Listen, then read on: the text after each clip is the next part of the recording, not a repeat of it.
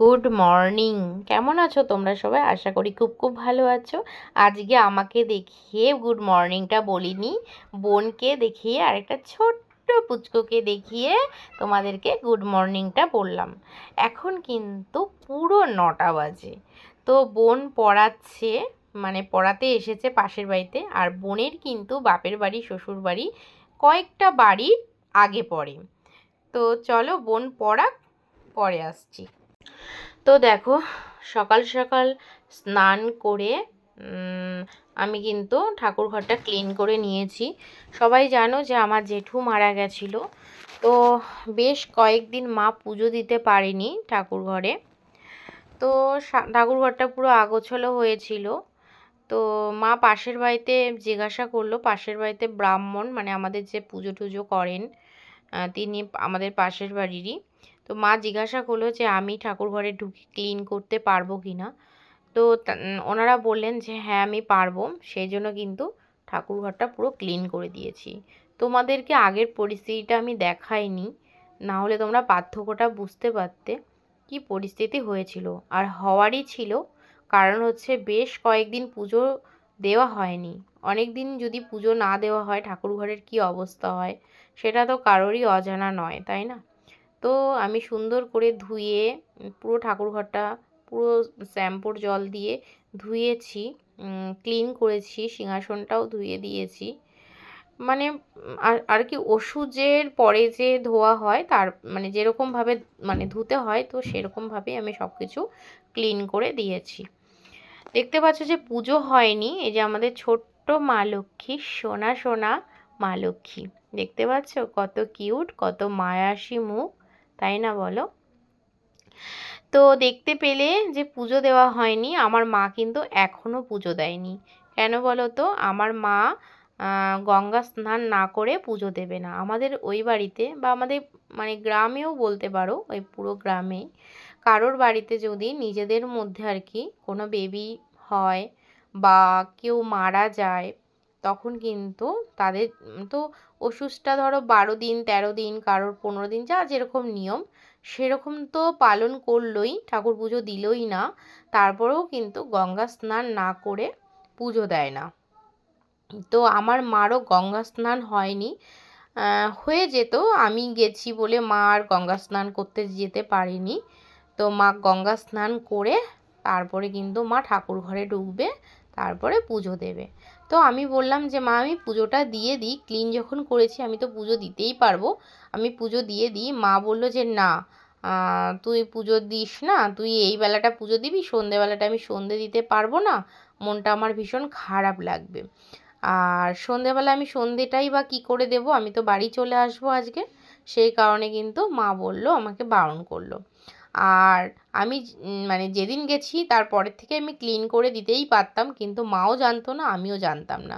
তো মাকে আমি বললাম যে ঠাকুর ঘরটা খুব অবস্থা খারাপ হয়ে পড়ে আছে, তো আমি কি ক্লিন করতে পারবো? তখনই মার মাথায় আসলো যে ঠিক আছে, তাহলে আমি জিজ্ঞাসা করে দেখি তুই পারবি কি না। তারপরেই মা জানতে পেরে আমাকে বললো যে ঠিক আছে ক্লিন করে দে। ঠাকুর আগোছালো থাকবে, ঠাকুর মানে ঠাকুর ঘরটা আর কি নোংরাভাবে থাকবে, এটা কারোরই দৃষ্টিকূট লাগে না, কারোরই ভালো লাগে না। তো যাই হোক, পরিষ্কার করে দিয়েছি। দেখো স্নান করেই তো সব ক্লিন করা হয়েছে। তো ঠাকুর ঘর থেকে এসে আমি সোজা রান্নার জায়গায় চলে এসেছি। মাকে বললাম, মা সব কিছু আমাকে গুছিয়ে দিয়েছে। তো আমি চিকেনটা রান্না করব, বাকি সব মাই রান্না করবে। এই চিকেনটা মায়ের কাছে আবদার করেই রান্না করতে বসেছি।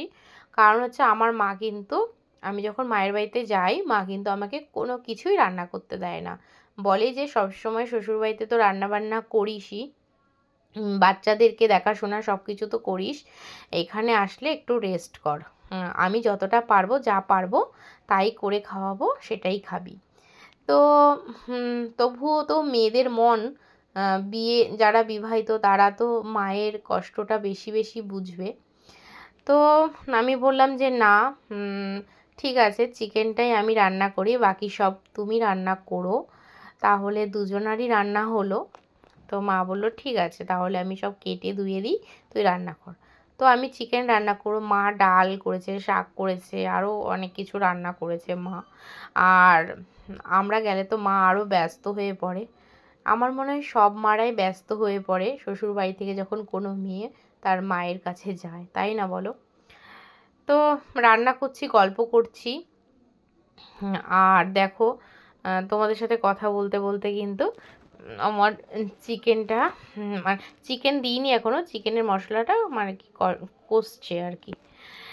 তো যাই হোক, একটু বোনের কথা বলি। দেখতে পেলে যে বোন টিউশন করছে, একটা ছোট্ট বাচ্চাকে পড়াচ্ছে, তো পাশের বাড়ি। আমার বোনের কিন্তু বিয়ে হয়ে গেছে, তোমরা শাখা দেখেই বুঝতে পারো যে ও বিবাহিত। আমার বোন কিন্তু 15 বছর, 15+ মনে হয়, 16 বছর আর কি, 15+ মানে তো 16ই হয়ে যায়। যাই হোক, 16 বছর বয়সে বিয়ে করে নেয়। তখন কিন্তু ওর মাধ্যমিক দেওয়া হয়েছিল না। বিয়ের পরে মাধ্যমিক পাশ করেছে, উচ্চ মাধ্যমিক পাশ করেছে, এইচএস আর উচ্চ মাধ্যমিক তো একই হলো, উচ্চ মাধ্যমিক পাশ করেছে, তারপরে কলেজে পড়ছে। বিয়ের পরে কিন্তু পড়াশোনাটা কন্টিনিউ চালিয়ে গেছে। এটা একটা খুব ভালো দিক যে পড়াশোনা করে যাচ্ছে। পড়াশোনার মতো তো আর কিছু হয় না। তো আমার বোন পড়াশোনা করছে, প্লাস ড্রয়িং টিচার এবং ছাত্রী দুজনই, মানে নিজেও ড্রয়িং শেখে, শেখার তো আর শেষ হয় না, না, একটার পর একটা তো প্রসেস থাকে। তো ড্রয়িং শিখছে প্লাস ড্রয়িং শেখায়, ঠিক আছে। তো যাই হোক, খুব দুঃখজনক ঘটনা যে অল্প বয়সে বিয়ে করে নিয়েছে। তো দেখো, কথা বলতে বলতে কিন্তু আমরা বাড়ির দিকে অনেকটাই এগিয়ে এসেছি। এটা দেখো আমাদের কালীনারায়ণপুর ব্রিজ। আমাদের এখন বলবে তোমাদের তো রানাঘাটে বাড়ি, তাহলে কালীনারায়ণপুর ব্রিজটা আবার কোথা থেকে এলো? আমি যখন মায়ের বাড়িতে আসি তখন কিন্তু রানাঘাট স্টেশনে নেমে রানাঘাট থেকে আসি, আর যখন বাড়ি যাই তখন কালীনারায়ণপুর বলে একটা স্টেশন আছে, তোমরা অনেকেই চিনবে অনেকেই চিনবে না। সেই কালীনারায়ণপুর স্টেশন দিয়ে কিন্তু বাড়ির দিকে যাই। কেন বলো তো? তখন ফাঁকা থাকে, ট্রেনটা ফাঁকা থাকে, রানাঘাটে প্রচুর ভিড় হয়ে যায়। তো সেই কারণে দেখো, এটা কিন্তু আমাদের চূর্ণী নদী, ঠিক আছে, কচুরিপানায় ভর্তি, স্নানের অযোগ্য এখন। তবে একটা সময় কিন্তু খুব এসে স্নান করতাম, অনেক পুজো পার্বণ হলেই কিন্তু স্নান করতে আসতে হতো। আর দেখো এখন কিন্তু সন্ধে, দেখতে পাচ্ছ ওয়েদারটা কি সুন্দর লাগছে না? ব্রিজটাও খুব সুন্দর লাগছে দেখতে। তো দেখো, এবার ব্রিজ ক্রস করে ওভার ব্রিজে উঠে গেলাম, স্টেশনে পৌঁছে গেছি। তো আমাদের ট্রেন কিন্তু 7টার সময়। তো দেখো, এখানে আবার দুজন গল্প করছে, বেশ সময় কাটানোর জন্য কিন্তু বেশ ভালো জায়গা। আর আকাশটা দেখো, মনে হচ্ছে কি খুব ভোর, মনেই হচ্ছে না যে সন্ধে হয়ে গেছে। আর এই যে ট্রেনটা দেখতে পাচ্ছ, এটাতে যাব কিন্তু না, এটা এমনি তোমাদের দেখালাম। দেখো আমাদের ট্রেন এসে গেছে, তো আমরা এই ট্রেনটাতেই যাব। তো চলো ট্রেনে উঠি, তারপরে তোমাদের সাথে দেখা হচ্ছে।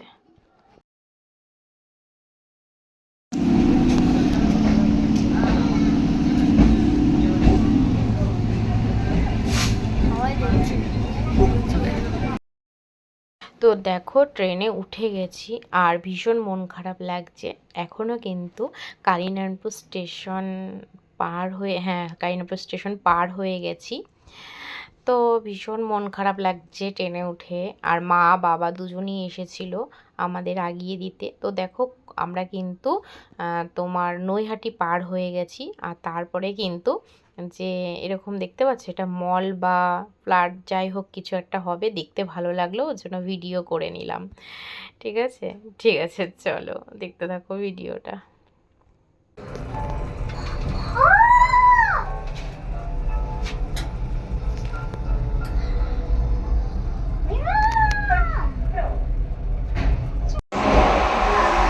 হাত ধর আমার, হাত ধর।